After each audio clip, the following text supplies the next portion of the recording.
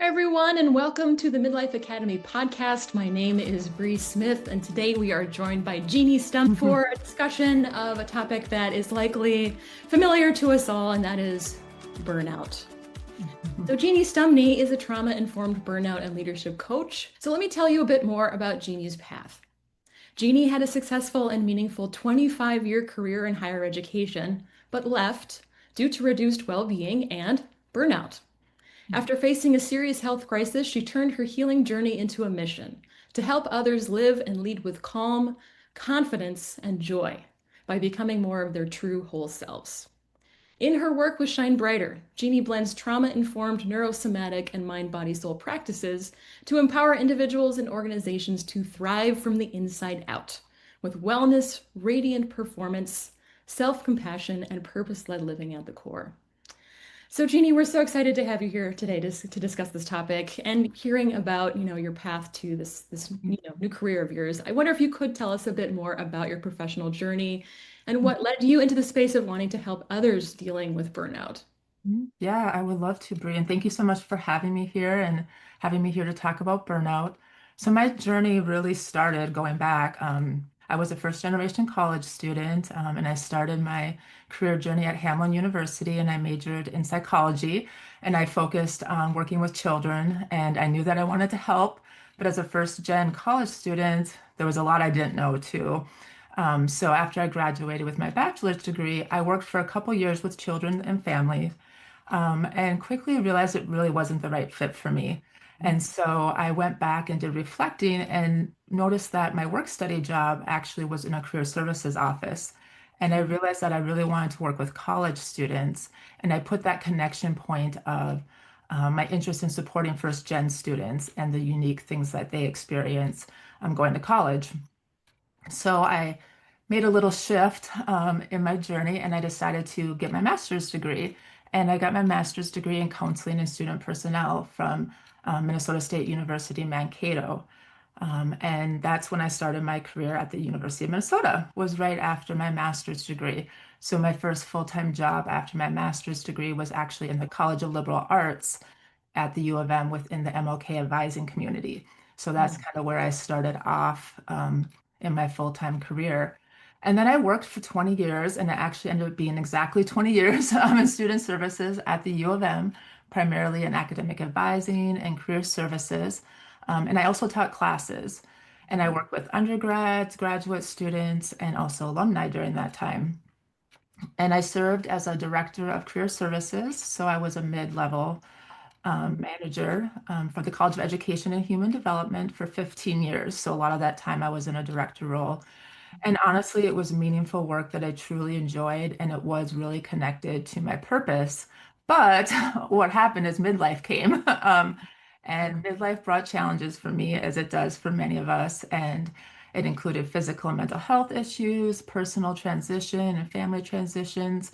And really, it was this accumulation. And I didn't know all this at the time. So this is a reflection, but accumulation of overfunctioning, being in chronic stress, unprocessed trauma, and really not taking care of myself, along with being in a leadership role, being a parent, and it just really became too much. So all those years of dealing with all those different issues, it was 2021, just going through the pandemic and being again a director and a leader in that time frame is very stressful. But I had made the really difficult decision in 2021 to leave my job due to burnout and to really focus on my health and well-being with the hopes to ultimately redesign my life and career. So I ended up being part of the Great Resignation, which I didn't even really know that that was going to be a thing. But that ended up, and so after spending some time engaged in my own healing and educating myself even more in well-being, trauma, neuroscience, and somatics, I really started to realize that that's what I wanted to do was start helping others who were experiencing burnout and contribute to changing the workplace and supporting the health and well-being of employees in general. So what I've done is I've combined my years of advising, counseling, teaching, and leadership and my newer knowledge in well-being and healing with my own lived experiences. And I've created Shine Brighter LLC. and now I'm a burnout leadership coach, and I do speaking and training.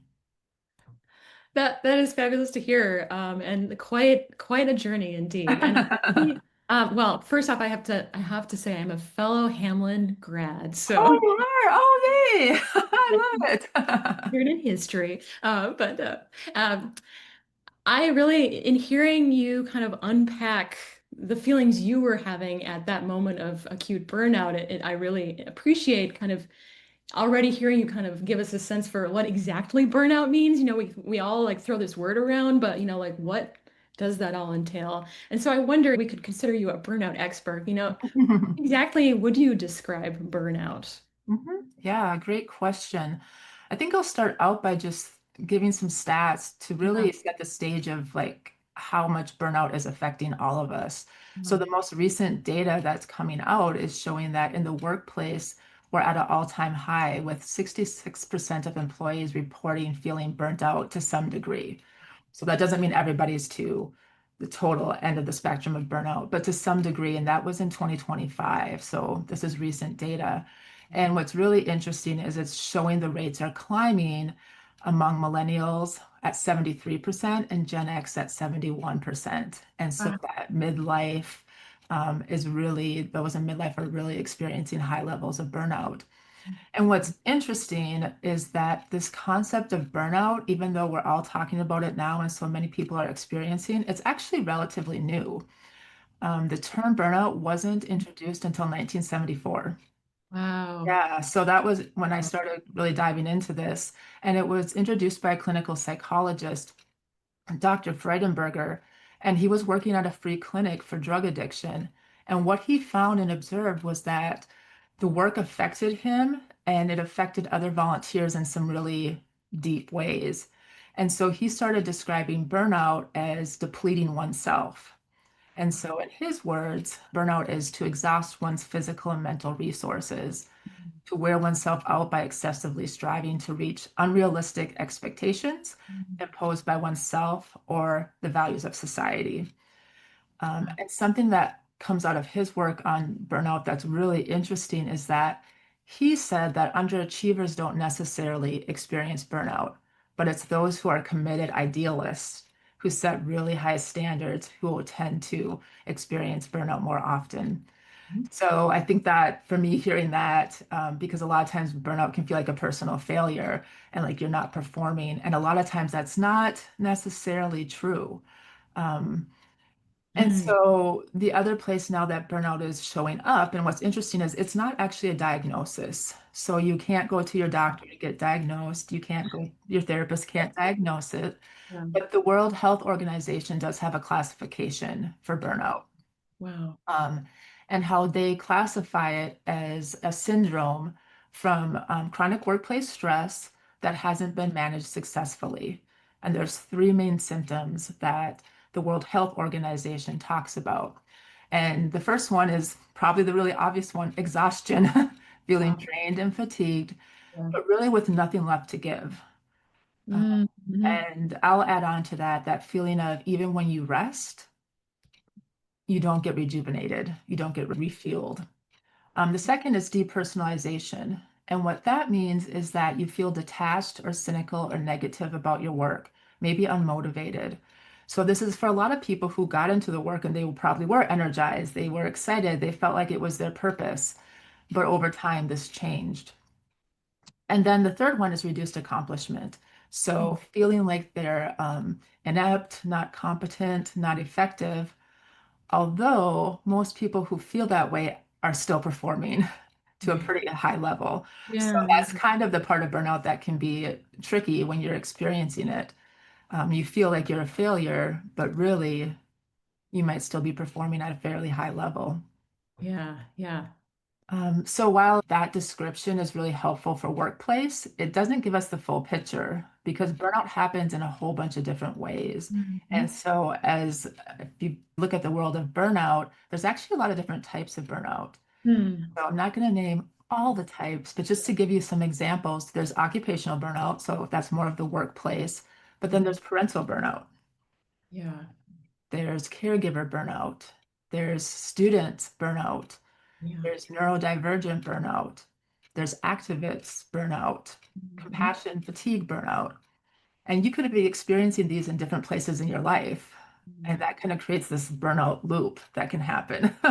Wow, wow. Yeah, so just my kind of definition that I created from all this and how do I describe burnout is really as a multidimensional state of depletion. So it's Mhm. physical, emotional, mental, and spiritual. And Mhm. that we chronically override our own needs, our values, and our true self to survive in systems that reward self-abandonment. So we kind of abandon ourselves. Mhm. And really, I like to focus on it's not a personal failure, but that there are systemic influences going on. But it is often our body and our spirit or soul or our true self also speaking to us saying, I can't live like this anymore. It's just too much. So, Yeah. yeah, so that's how some different ways to kind of look at burnout, because there's not necessarily one clear definition, I suppose. Right. Oh, that is so helpful. And like really you drawing, like I think I was just thinking of like occupational, but you're drawing our attention to how this can carry over into all sorts of other relationships that are, taxing on our emotions, on our time, all these things you're saying. I'm really interested in you mentioning this systemic part of this and going back to your identification of this term emerging in the 1970s. I'm a Mhm. historian of the 20th century, so I think a lot about like modernity and modern life and how it changed kind of family life and our kind of work-life balance. And so I think it's interesting to see that kind of coming in Oh, named in the yeah. 1970s. Mhm. And I can only imagine, well, I have some sense for my own research and how work and ideas of work have changed from 1970 to 2025. So I wonder, if you can say a bit more about how we can understand and think about the role of this larger kind of systemic, these kind of larger systemic issues and the way in which work is organized today that can help us understand why 70% of us millennials and, like all of us are feeling this way. Mhm. Mhm. Yeah. And I think that's really getting to the question that it's not just about individual capacity. And so a lot of times when we're thinking about burnout, we think about like, well, I'm just not able to do enough. Mhm. But it's the systemic overload. So it's the idea that we have an internal capacity as human beings. The external demands placed on us now are just too much. And Mhm. so even thinking about like parental burnout and workplace burnout and experiencing those at the same time. I mean, one big change in the workplace is more parents both working and needing to work, which again brings up a whole nother level of demands that weren't there before. And a lot of times too, I know people talk about work-life balance. I've really come into this term of work-life integration because Mhm. balance is unrealistic. Like we can Yeah. never really balance. Like that is not realistic. Yeah. So thinking about work-life integration and like leaning into that systemic idea too, that it's not just our personal faults, but our work today demands so much more of our time and energy. Mhm. And it asks for our identities. It asks us to bring our whole selves to work and to be available 24/7. And in many cases, we're doing invisible and emotional labor also. So when we think about workload, there's the tasks that you're doing, but then there's also, and specifically depending on your own identities, tons of invisible and emotional labor that is involved. And even I just recently saw a study about AI, which is supposed to help us with productivity, but some of the research coming out now is saying it's actually causing more stress and increasing workloads for a lot of people and in many circumstances.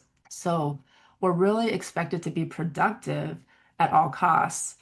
And even if we're unwell, under-resourced, juggling caregiving, like if we have grief or any physical or mental health struggles, we are expected in the workplace to just keep going. Mhm. Yeah. And a tie-in between our own human biology is that our nervous system feels safe with familiarity. So it wants things to be the same. And what is our workplace right now? It's full of uncertainty. And so if you think about even our human biology, our bodies are seeing all this uncertainty in the workplaces and the constant changes as a constant threat. So it Mhm. makes our bodies feel like we are under a constant threat. And this puts us in this state of just constant overwhelm. And it's not necessarily something that we can just, again, work harder and change it, right? Or just like, eat a better diet and then this will solve it. Some of that is just too systemic. Also, there's a lot of toxic workplace cultures and this lack of boundaries between work and life, like I created or like I discussed earlier. And this just has been creating this perfect storm coming from both directions, the external systems and then our own internal narratives, which also can come from the external because we hold beliefs that I have to hold it all together. Right. I can't slow down. I can't stop or everything will fall apart. But Mhm. really, where do those beliefs come from? They come from our larger culture and our systemic too.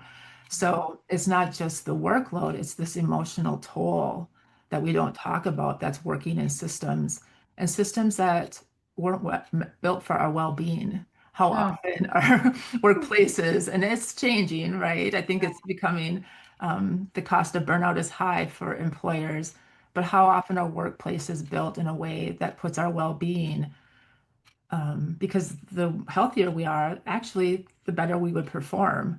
But we actually are looking at this in the opposite way. It's like give, give, give, give, give, thinking that that's going to make us higher performers. But really, high performance comes from well-being. So yeah, right. does Yeah, that give a right. little bit of a answer to that question? It does. No, that's some great insights there. But what I'm hearing, there are these systemic factors, and maybe there's some slow moving change in the right direction there. Mhm. But a lot of it largely is out of our control. So a lot of it does kind of turn to this kind of individual work Mhm. to even, I think maybe even, get to the point where you can identify like that you're burnt out. I could imagine Mhm. someone, on this, on the hamster wheel where like you're so focused on that one could even kind of like not even have that time to like acknowledge, reflect on what is it that I'm feeling here. This is, identifying this burnout and kind of starting to unpack that further. Now you were mentioning these stats about millennials, Mhm. Gen Xers. And that has me thinking about midlife, which is, of course, this topic that Midlife Academy is so interested in and interested in getting into thinking about. So I'm curious what your thoughts are on what makes burnout in midlife particularly unique. Yeah. So, and I just want to bring one more point from what you said. I think some of the individual work on, and this is something that I'm really committed to, is helping leaders heal burnout so that they can create new systems. Because Cool. we Yeah. need Yeah. Great. healed, right? Like to Yeah. create new systems, we need healed people to do Mhm. that work. Mhm. And Yeah. so that's one of the things that I hope individually can help the systemic eventually Yeah. too. So I Yeah. to throw that in there too, yeah. But in midlife, workers, particularly in their 40s and 50s in high skill roles, are the ones with the lowest job satisfaction and increased burnout risk. Mhm. And what's interesting is it's not just about stress and workload, it's about the accumulation and the chronic stress over time. And it's about identity shifts that happen and the pressure of being pulled in all these multiple directions. Mhm. So midlife really becomes this convergence of major responsibilities. Mhm. Professionally, many of us are in leadership or high responsibility roles. So we're not entry level anymore. We're supervising others. We're looked to as leaders, and we might be at the peak of our careers.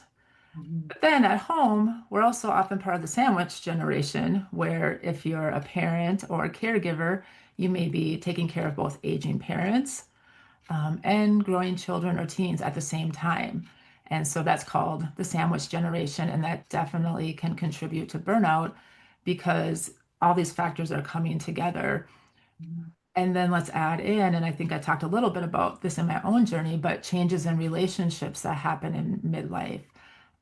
Divorce tends to happen in midlife, shifting family dynamics going on as aging and children grow. And then grief, we begin to lose more people in our lives and there's more change. And so if we haven't been processing this grief, it builds up.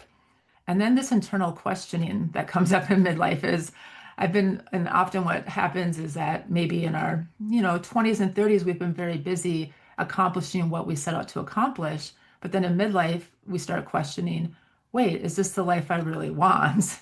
And that question comes in too. So Yeah. it's all of these things. So midlife burnout isn't just about being busy, where a professional in their 20s or 30s may be experiencing burnout, and it may be more about workload. It may be they just have too much work. But midlife brings in all of these other collisions, and you start to feel like I've checked the boxes, I've reached the goals, I've done all the things, but I feel exhausted, numb, and unfulfilled. Oh my gosh, what's going on? So it's that deep misalignment that starts to occur. And often it's your life isn't mirroring your values and purpose, is another way to say it. Right. And I talk about this as the kind of burnout where you've lost your connection with your true self, or that part of you that's kind of your true essence. And a lot of times we've been living the life of expectations, expectations set by, it could be our families, society, culture. Mhm. We lose sight of, we get busy and we get into the systems, and we lose sight of what we really wanted out of life, or Mhm. what we thought we wanted out of life ended up not being what we really wanted. Yeah. And so we're adding all of that.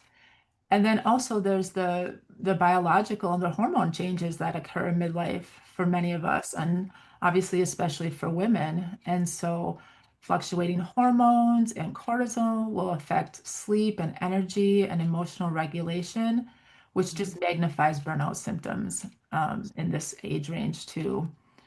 And something that I think I've learned about that really speaks to this is the term called allostatic load.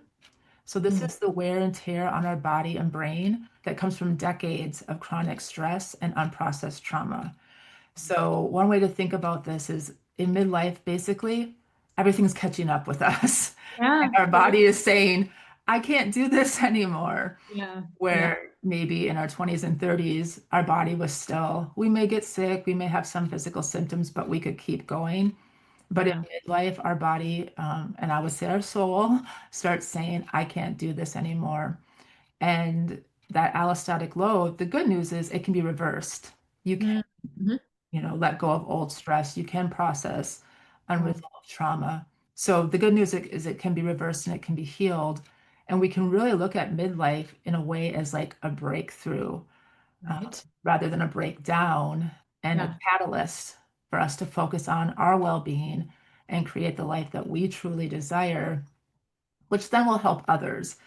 And I think a lot of us, especially in midlife, if we're going through this, we've focused a lot on helping others and have forgotten about ourselves. And so that reframe of, if we're healthy and we're doing what's best for us, that's going to ripple out to everyone we lead, we parent, our family, our community. But that's can be a hard shift to make. And I say that from my own experience. Absolutely. But I love that. And that's kind of exactly what I was hearing from you, that like recognizing you're burnt out can be that moment of like starting to make that pivot. Mhm, And perhaps at that moment when you're asking those big questions and mhm, looking for purpose, that burnout can then be the momentum mhm. for that change. But you're talking about identity shifts, and I know that's a big challenge of this. One Mhm. might be burnt out, but one, one's connections to like a career, for example, is also there's so much identity kind of built into that. Yes. Just to acknowledge what I'm hearing from you and from discussing midlife with other experts out there is like this kind of identity shift is a real challenge and, takes a lot of courage. And Mhm. here's where I think like finding a way to tap into a community of other folks, Yeah. and kind of going through it too is so meaningful. Um, I wonder, you mentioned the word purpose, and that is a word that keeps coming up in my conversations on this podcast. I'm wondering what you think the role is of purpose in starting to try to combat burnout or trying to do something, and thinking, for listeners leaving today, thinking like, okay, I'm definitely there. What can I start to do, even small steps Mhm. to start to like, make myself better? And that's ultimately, yeah, what we want. And I would say purpose ends up being really important, but there's some steps Okay. probably before we get to that Yeah, point. yeah. I would say that purpose probably ends up being the main kind of foundation. But really, the first step, and hopefully what listeners today are getting at, is the first step is awareness and just realizing that you're experiencing burnout no matter where you are on the spectrum. So you don't have to wait until you're collapsed and completely can't function. Starting to see the burnout early and realizing it, and also realizing it's not a personal failure. And when you start to pair that in awareness with the intention to heal, that's the very first step. So the very first thing you can do is, rather than resist being burnt out or pushing it away, is befriend it Mm, and allow to yourself to be like, I think I'm experiencing burnout. It's mm, not a personal failure, but I want to make the intention to heal. And that's mm. almost like the first like catalyst. So Yeah, it's a very yeah, small step you can take right yeah. away. It's great. It's great. Um, and Mhm. then the next step I would say, and a lot of times people don't do this, and I did not do this, and I learned how important it is, but getting support right away. So a Mhm. lot of times we make that first awareness, and our first instinct is to go it alone. Yeah. And especially people who are experiencing burnout have probably done it alone a lot. And that's parts of, why they may be in burnout. Yeah. So getting support, and this is often really hard for us because a lot of us who haven't experienced burnout have internalized hyper independence. Yeah. So many people are the ones who are holding it all together, Mhm. and now they need to be the one who gets support. And that support can come from either one-on-one support like mentoring, coaching, therapy, Mhm. or a community. And what this does is it creates that co-regulation in your nervous system that starts to create safety. So Mhm. this is like the next step, is to start to feel safe, because usually when we're in burnout, we're not feeling safe. We're not feeling safe in our body. We're not feeling safe in the world. So healing doesn't happen in isolation. Yeah. And then biologically, a core pillar of burnout recovery is nervous system regulation. Mhm. So, what we want to do right away when we think about this, and what you probably might have expected me to say, is get better time management, do more self care, do all this. But actually, those things are strategies that can be helpful. But if you're trying to do those and your nervous system is dysregulated and you're in a constant state of fight, flight, or freeze or fawn, what's Yeah. going to happen is you're going to try to do those and they're not going to work because you're not in a safe rest and digest place. So that's where, when I work with people, the first step is awareness. Then it's in my work, because I do coaching, I would be part of the co-regulation. And then we Yeah. work on nervous system regulation first. Um, Mhm. Mhm. and so even now, starting to practice, you know, nervous system regulation, like some breath work, Mhm. but starting really foundational and small. Yeah. And another piece that we can start on is, and this is to me another foundation, is self-compassion. So burnout can bring up a lot of guilt and shame and self-criticism because you think that you're doing something wrong. So starting to meet yourself with tenderness and grace is really vital. And to not shame yourself into healing, but to be like, I'm worthy of healing, and start that self-compassion. And so there's a lot of great stuff out on self-compassion, but that's a really key Mhm. strategy. And then just some little like steps to take beyond those kind of bigger ones is start tracking your nervous system during the day. When Mhm. do you feel safe? When do Mhm. you feel connected? When do you feel in a threat? Because Mhm. your nervous system is maybe stuck in different places, and it starts to give you that awareness of where you're at so you can see where you're going. Mhm. And then starting small. So a lot of times people will be like, start meditating. I'm going to meditate for 20 minutes. If you're in burnout, try to meditate for 20 minutes is going to be really, really hard. Yeah. So I Yeah. remember I started with like 2 minutes. Can I do 2 minutes of breathing and Yeah. in silence? So Yeah. starting out with mini resets that are just like 1 to 2 minutes, Yeah. grounding yourself, heart focused breathing, Mhm. co-regulation with someone who's safe. So noticing, knowing who is your anchor that you can go to. Yeah. And then starting gently again in small ways to create boundaries to protect your energy. So Mhm. again, you don't have to do this all at once because that becomes too overwhelming, but where can you start to protect your energy? And then another little thing that you can do right now is give yourself permission to need what you need, Yeah. because your needs matter too. And often, if we're in burnout, we have completely lost track of our own needs. So, giving yourself permission to say, I have needs and I'm going to start figuring out what they are and that they matter Yeah. too. And then the one that I think is the most fun is reconnect with play and joy. So obviously, when we're in burnout, we have lost that to a degree. But again, it might not be taking a whole week vacation because often people who are in burnout, a whole week vacation actually doesn't help. It can feel overwhelming and they can't rest and they don't get rejuvenated. And then they get frustrated because they're like, what's wrong with me? And the cycle just continues. So Yeah. starting small and thinking about what are 2 to 3 minute things I can do during the day. Can I dance in the kitchen while I'm making dinner? Can I play with my kids for just 2 to 3 minutes? Like not maybe an hour, maybe I can't do that right now. But what brings you joy in doing it in 2 to 3 increments, laughing with a friend, you know, a few times during the day is going to help. So those are just some small things too. Um, and then remembering that recovering and healing in anything is not linear, it's spiral. Yeah. So that's part of the journey is that you're not going to just go a straight line up. You're going to go up and around and keep going. But it is possible. And really looking to get to these root causes of the burnout is what's going to make lasting healing and really help you in the long run. Yeah. Oh my goodness. That was so helpful. And really, no, I feel like I'm starting to recognize my own burnout and hearing you talk and just feeling very like inspired. So, Jeannie, I want to thank you so much for joining me today for this conversation. Now, for listeners, if you want to learn more about Jeannie's one-on-one coaching and group programs, you can visit her website, shinebrighterllc.com, where you can schedule a complimentary connection call, sign up for her email newsletter, or follow her on social media. This fall, Jeannie will also be launching a group program. We talked about the importance of community, so a group program sounds like a great concept. The group program is titled Reignite from Burnout to Radiance for Midlife Parents and Leaders. Now, for more on the Midlife Academy, you can also head over to midlife.umn.edu to learn more about our upcoming events, webinars, classes, and find other episodes of our podcast. Thanks for joining us again. Bye, everyone. Thank you.